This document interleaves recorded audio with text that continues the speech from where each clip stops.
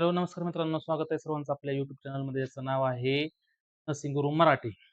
आजचा विषय खूप इम्पॉर्टंट आहे मित्रांनो, कारण की सर्वांना माहिती आहे की 5 मेला महाराष्ट्र शासनाचा एक जी-आर आलेला आहे. त्या जी-आरमध्ये जी भरती प्रक्रिया जी आहे, ती वर्ग 2 आणि वर्ग 3 त्याला आपण ग्रुप 2 आणि ग्रुप बी आणि ग्रुप सी असं म्हणतो. या सर्वांचं भरतीचं जे नियोजन आहे ते शासनाने एम-पी-एस-सी महाराष्ट्र पब्लिक सर्व्हिस कमिशनला देण्याचा निर्णय घेतलेला आहे.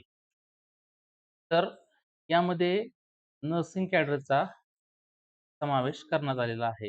तर सर्वात महत्त्वाचं काय आहे, की यानंतर यानंतर होणारी एम नर्सिंग रिक्रुटमेंट ही कंपल्सरी एम-पी-एस-सी मार्फत होणार आहे. त्यामुळं हा जी-आर जो आहे, हा नर्सिंग ॲस्पिरंट्स जे स्टुडंट्स आहेत आणि जे अपकमिंग एक्झामसाठी प्रॅक्टिसेस करत आहेत, त्यांच्यासाठी खूप इम्पॉर्टंट असणार आहे. तर हा नवीन निर्णय काय आहे आपण बघणार आहे. ह्याच्यामध्ये भरती प्रक्रियेसंदर्भात काही उल्लेख आहे का? त्याचबरोबर परीक्षा पद्धती, अभ्यासक्रम याचा काही उल्लेख आहे. या सगळ्या गोष्टी आपण ह्या डिटेल व्हिडिओमध्ये बघणार आहे. व्हिडिओ शेवटपर्यंत बघा.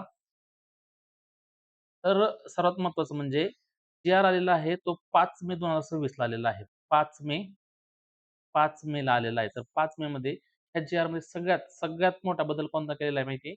ग्रुप बी आणि ग्रुप सी वर्ग 2 आणि वर्ग 3 यातल्या मॅक्सिमम सर्व कॅडरच्या एक्झाम ज्या आहेत त्या एम-पी-एस-सीकडे महाराष्ट्र पब्लिक सर्व्हिस कमिशनकडे देण्यात आलेल्या आहेत.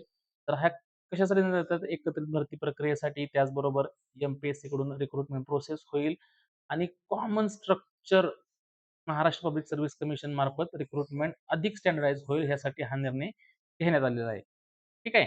आता बघा, why it is important for nursing cadre. Why it is important for nursing cadre. ठीक आहे. बघा, ॲनेक्शन 59 आपण हे जी-आर मध्ये बघणार आहे. ॲनेक्शन 59 मध्ये नर्सेसला स्वतंत्र कॅडरमध्ये समाविष्ट करण्यात आलेला आहे. त्याचबरोबर नर्सिंग रिक्रुटमेंट ही सेपरेट होईल. त्यात आयडेंटिटी असेल, त्याचबरोबर कॉमन रिक्रुटमेंट फ्रेमवर्क असेल आणि स्टँडर्ड एलिजिबिलिटी सिस्टम असणार आहे. त्यामुळे हा जी-आर नर्सिंग कॅडरसाठी खूप इम्पॉर्टंट आहे. त्यानंतर बघा, इंटरव्ह्यू पूर्ण बंद केलेले आहेत. हा जो नवीन जी-आर आलेला आहे, ह्याच्यामध्ये सगळ्यात महत्त्वाचं काय आहे, की जे अगोदर इंटरव्ह्यू होत होते वर्ग 2 च्या पदांसाठी, काही वर्ग 3 च्या पदांसाठी इंटरव्ह्यू होत होते. त्याच्यामध्ये इंटरव्ह्यू पूर्णपणे बंद केलेले आहेत. त्याचा काय फायदा काय होणार आहे?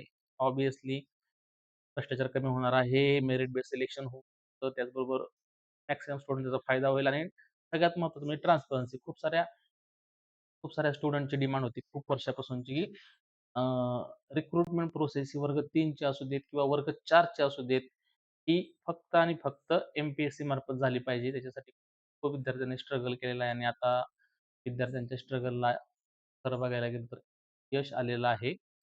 तर अजून काय महत्त्वाचं आहे ह्याच्यामध्ये, तर ह्याच्यामध्ये टेक्निकल आणि ॲडमिनिस्ट्रेटिव्ह असे 2 ग्रुप तयार केलेले आहेत. टेक्निकल आणि ॲडमिनिस्ट्रेटिव्ह असे 2 ग्रुप केलेले आहेत. तर ॲडमिनिस्ट्रेटिव्हमध्ये टोटल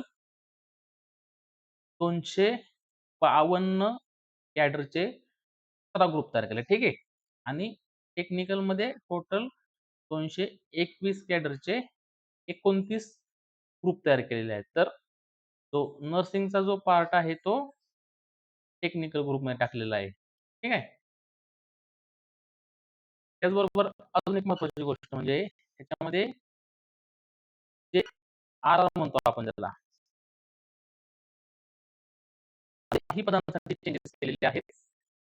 काही पदांसाठी आरमध्ये कोणताही चेंजेस केलेले नाहीत. जे अगोदरचे होते त्याचप्रमाणे आर ठेवले आहेत. तर आपण रूल आहे याच्यामध्ये काय चेंजेस आहेत. त्याचबरोबर स्पेशली आपण नर्सिंगसाठी बघणार आहोत, की नर्सिंग कॅडरसाठी आर-आरमध्ये काही चेंजेस आहेत का? त्याचबरोबर इतर कोणते एलिजिबिलिटी क्रायटेरियामध्ये काही चेंजेस आहेत का? आपण ह्या गोष्टी बघणार आहोत. हा निर्णय घेण्याची वेळ का आलेली आहे. तर सगळ्यांना माहिती आहे, की प्रत्येक विभाग जसं की आरोग्य विभाग असेल, त्याचबरोबर महसूल विभाग असेल, विभाग आपल्या आपल्या डिपार्टमेंटची सेपरेट ॲडव्हर्टाइज देणार आणि सेपरेट एक्झाम घेणार अशी जी पद्धत होती, ती आता बंद करण्यात आलेली आहे. त्याच्यामुळं या स्वतंत्र परीक्षा घेण्याची सिस्टम होती ती बंद झाली. त्याचबरोबर रिक्रुटमेंटला जो वेळ लागत होता तो पण कमी होणार आहे. त्याचबरोबर मध्ये ती सुद्धा खूप वाढत होती. त्याचबरोबर विद्यार्थ्यांना वेगवेगळ्या एक्झामसाठी वेगवेगळा फायनान्शियल लॉस सहन करावा लागत होता. त्याचबरोबर सिलेबसमध्ये पण चेंजेस होते. त्याचबरोबर ॲडमिनिस्ट्रेशनमध्ये सुद्धा खूप सारा गोंधळ तयार होता. त्यामुळे हा निर्णय घेतलेला आहे.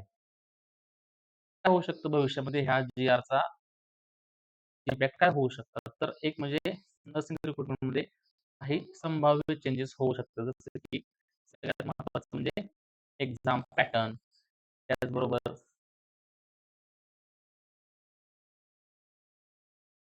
सिलेबसमध्ये संभाव्य चेंजेस होऊ शकतात. त्याचबरोबर कॉमन रिक्रुटमेंट, त्याचबरोबर state level centralise merit faster recruitment cycle तयार होईल. डिजिटल प्रोसेस तयार होईल. तर युनिफाईड सिलेबस तयार होईल. तर बघा च्या 5 तारखेच्या आलेल्या जी-आरचं शॉर्टमध्ये एनालिसिस आहे. तर आपण आता याच्यानंतर आपण जी-आर बघूयात, की ॲक्चुअली जी-आरमध्ये काय आहे? जी-आरमध्ये कोणत्या-कोणत्या गोष्टी सहभागी केलेल्या आहेत. तर बघा मित्रांनो, हा जो जी-आर आहे तो 5 मे 2026 ला काढलेला आहे. 2 दिवसापूर्वीचा हा जी-आर आहे. जी-आरचं हेडिंगच आहे, की भरती प्रक्रिया सुसूत्रीकरण. भरती प्रक्रियेमध्ये ट्रान्सपरन्सी येण्यासाठी हा जी-आर शासनाने काढलेला आहे. तर हा जी-आर काढण्यापाठीमागे खूप मोठा इतिहास आहे. खूप दिवसांपासून सर्व विद्यार्थ्यांची मागणी होती, की ग्रुप सी तसेच ग्रुप डी सुद्धा ह्याचं एक्झाम ह्या एम-पी-एस-सी मार्फत घेतल्या जाव्यात. कारण इतर ज्या एजन्सी ज्या एक्झाम आता कंडक्ट करत आहेत, त्याच्यामध्ये खूप सारे गोंधळ आहेत. त्यांच्या कॉम्पिटन्सीबद्दल, त्यांच्या ट्रान्सपरन्सीबद्दल खूप सारे क्वेशन्स तयार होत आहेत. तर विद्यार्थ्यांचं हे डिमांड होतं, की group A, B, C, D ह्या सर्वच पदांच्या भरती प्रक्रिया ह्या एम-पी-एस-सीला देण्यात याव्यात. जेणेकरून एम-पी-एस-सीची प्रक्रिया जेणेकरून सर्वच विभागांची कॅडर वाईज एक्झाम ह्या शिस्तबद्ध पद्धतीनं होतील आणि कोणताही प्रॉब्लेम्स आणि अडचणी विद्यार्थ्यांना फेस कराव्या लागणार नाहीत. तर बघा जी-आरचं विकसित महाराष्ट्र 2047 हे व्हिजन डॉक्युमेंट राज्याच्या सर्व विभागातील भविष्यातील धोरणात्मक वाटचालींसाठी सर्वसमावेशक कृती आराखडा तयार करण्यात आला आहे. त्यातील एक उद्दिष्ट किमान शासन, कमाल प्रशासन म्हणजेच minimum government and maximum governance सुनिश्चित करणे असा आहे. याच उद्दिष्टासाठी पदभरती प्रक्रियेत आमूलाग्र सुधारणा करण्याची बाब शासनाच्या विचाराधीन होती. तर बघा ह्याच्यामध्ये काय केलेलं आहे, की गट ब अराजपत्रित म्हणजेच नॉन गॅझेटेड आणि गट क म्हणजेच ग्रुप सी संवर्गाची पदभरती महाराष्ट्र लोकसेवा आयोग एम-पी-एस-सी कडून करण्यासाठी तत्वत मान्यता देण्यात आलेली आहे. आता बघा शासन निर्णय सेवा प्रवेश नियमामध्ये सुधारणा. आता हे बघा सर्वात पहिल्यांदा, की असे खूप सारे कॅडर आहेत ज्याच्या सेवा प्रवेश नियमांमध्ये खूप वर्षापासून सुधारणा केलेली नव्हती. ज्याच्या एज्युकेशनल बॅकग्राऊंडमध्ये सुधारणा केलेल्या नव्हत्या. तर या नियमामध्ये भरपूर कॅडरच्या सेवा प्रवेश नियमांमध्ये सुधारणा केलेल्या आहे. त्याच्यामध्ये टोटल 543 इतके कॅडर आहेत. ज्याच्यामध्ये सुधारित सेवा प्रवेश नियमावली, ज्यालाच आपण ओव्हरराईड करण्यात आली असं म्हणतो, अशी करण्यात आलेली. याबाबतची अधिसूचना स्वतंत्रपणे प्रत्येक विभाग वाईज निर्गमित करण्यात येणार आहे. ठीक आहे. त्याचबरोबर जे विभाग आहेत, ज्या कॅडरचे जे प्रशासकीय विभाग आहेत, त्यांना याची अधिसूचना निर्गमित करण्यासाठी 15 दिवसांचा कालावधी या शासनाने दिलेला आहे. त्यानंतर बघा नेक्स्ट काय आहे, की महाराष्ट्र नागरी सेवा राजपत्रित गट अ आणि गट ब संवर्ग ह्याच्यामध्ये विद्यमान सेवेत अधिक संवर्ग म्हणजे आत्ताच्या सेवा वर्किंग आहे त्याच्यामध्ये अतिरिक्त सेवांचा समावेश करण्यात आलेला आहे. यामध्ये हे बघा तुम्ही या ठिकाणी बघू शकता, की engineering services, mechanical, electrical, electronic and mechanical त्याचबरोबर Maharashtra agriculture services, food and drug administration, Maharashtra forest services, legal metrology services या 6 सेवांमार्फत एकूण 57 संवर्गामध्ये पदभरती करण्यात येत आहे. या 6 सेवांमध्ये टोटल 46 कॅडरचा नव्याने समावेश करण्यात आलेला आहे आणि यासाठी जे विभाग आहेत त्यांना पूर्ण कार्यवाही करण्यासाठी 1 महिन्यांचा कालावधी देण्यात आलेला आहे. ठीक आहे. आता हा महत्त्वाचा मुद्दा जो आहे, तो हा आहे. आजच्या आपल्या या व्हिडिओचा उद्देश जो आहे, की ग्रुप सी स्पेशली नर्सिंग कॅडरसाठी नव्याने करण्यात आलेल्या ज्या सेवा आहेत, त्याचा या ठिकाणी उल्लेख केलेला आहे. तर या ठिकाणी तुम्ही बघू शकता टोटल 18 18 नवीन सेवा निर्माण करण्यात येत आहेत. या 18 नवीन सेवांमध्ये विविध प्रशासकीय विभागातील एकूण 93 कॅडरचा समावेश आहे. नव्याने निर्मित करण्यात आलेल्या सेवा, त्यामध्ये अंतर्भूत करण्यात आलेले संवर्ग यावरचा तपशील परिशिष्ट 4 ते 21 यामध्ये नमूद करण्यात आलेला आहे. त्याचबरोबर गट ब अराजपत्रित, नॉन गॅझेटेड आणि गट क संवर्ग ह्याच्यामध्ये बघा प्रशासकीय प्रशासकीय एक पार्ट केलेला आहे आणि टेक्निकल एक पार्ट केलेला आहे. तर प्रशासकीयमध्ये टोटल 252 कॅडरचे 17 गट तयार करण्यात आलेत आणि टेक्निकलमध्ये 221 कॅडरचे 29 गट तयार करण्यात आले. तर जो नर्सिंगचा जो पार्ट आहे तो टेक्निकलमध्ये टाकलेला आहे.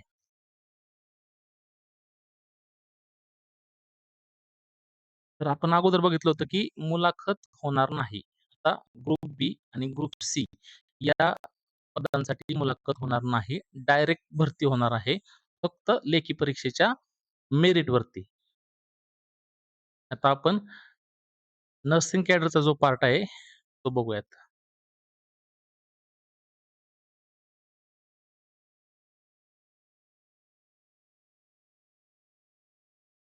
हे बघा, या ठिकाणी तुम्ही बघू शकता 59. 59 नंबरला जो आहे तो नर्सेस आणि अक्षर 59 जो आहे तो नर्सेसचा आहे. स्टाफ नर्स या पदाचा जो रिक्रुटमेंट रूल आहे तो या ठिकाणी दिलेला आहे. तर आपण बघूया तो पेज नंबर 185 वर तो घेतलेला आहे.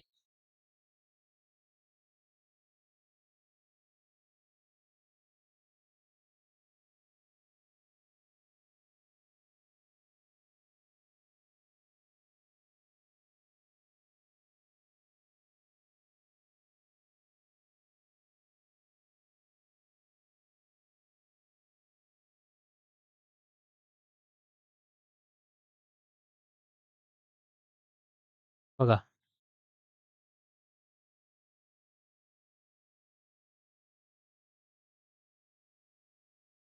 59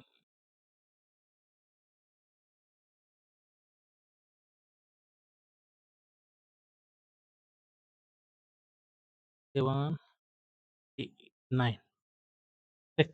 बघा, वैद्यकीय शिक्षण व औषधी द्रव्य विभाग, डायरेक्टरेट ऑफ आयुष, त्याचबरोबर डायरेक्टरेट ऑफ आयुष आणि डायरेक्टरेट ऑफ आयुष आणि ट्रायबल डेव्हलपमेंट कमिशनर कमिशनरेट, आदिवासी विकास विभाग.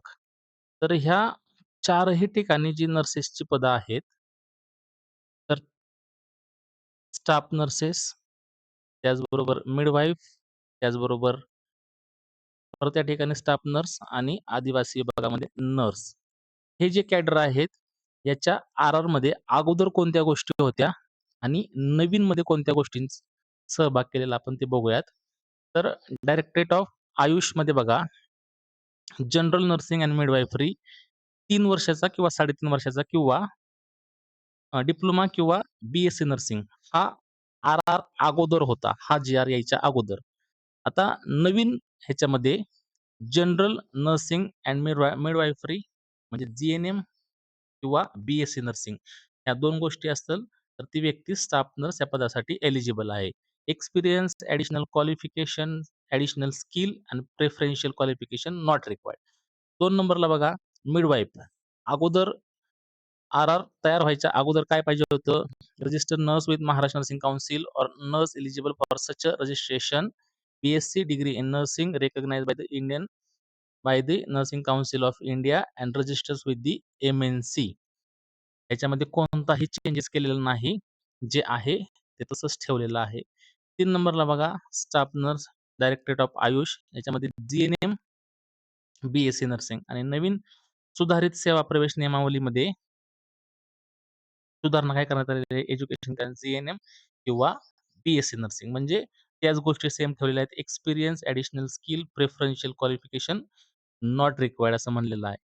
आणि ज्या आदिवासी विकास विभागामध्ये जी नर्सेसची पदं आहेत, ह्याच्यामध्ये एक चेंज खूप महत्त्वाचा केलेला आहे. अगोदर त्याच्यासाठी क्वालिफिकेशनची जी रिक्वायरमेंट ती एस-एस-सी किंवा एच-एस-सी आणि ए-एन-एम डिप्लोमा. ए-एन-एमसाठी हे पद ए-एन-एम क्वालिफिकेशन असणाऱ्या लोकांसाठी हे पद होतं.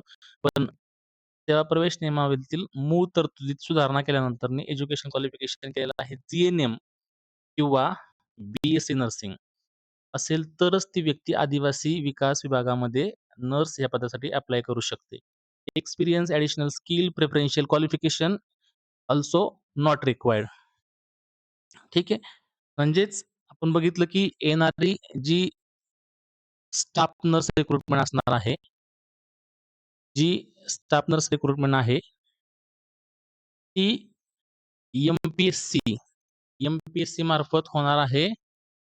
एम-पी-एस-सी, एम-पी-एस-सी नोटिफिकेशन काढणार आहे आणि एम-पी-एस-सीच एक्झाम कंडक्ट करणार आहे. तर स्टाफ नर्स एक्झामसाठी प्रिपरेशन करत असणारे सर्व नर्सिंग ॲस्पिरंट, स्टुडंट्स आणि सर्व माझ्या मित्रांना सर्व डाउट्स क्लिअर झाले असतील, अशी मी आशा करतो.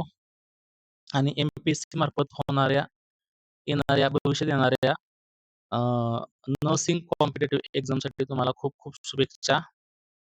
धन्यवाद.